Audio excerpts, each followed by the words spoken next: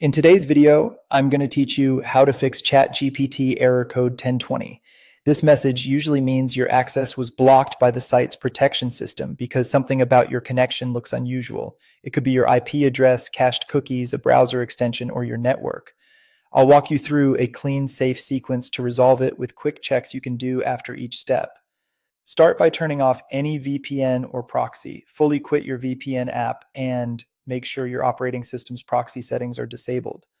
Refresh the page and try again. If you weren't using a VPN to begin with, try the opposite. Connect to a reputable VPN and switch to a different region to get a new IP address. Pick a nearby location where the service is available and avoid low quality or free VPNs that share crowded IPs. Next, clear your browser data specifically for the site.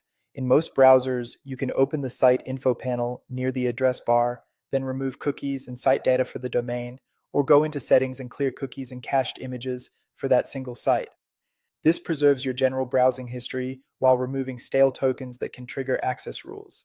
After clearing, close the tab, open a fresh one, and sign in again. If that doesn't help, temporarily turn off your browser extensions. Ad blockers, privacy filters, and script or header modifiers can interfere with security checks. An easy test is to open a private or incognito window with extensions disabled by default and try the site there. If it works, return to your normal window and re-enable extensions one at a time to find the culprit. If you still see the error, try a different browser or even a different device. Switching from your current browser to another like Chrome, Edge, Firefox, or Safari eliminates quirks with profiles or cached components. On mobile, you can also try the official app or a different mobile browser to compare results.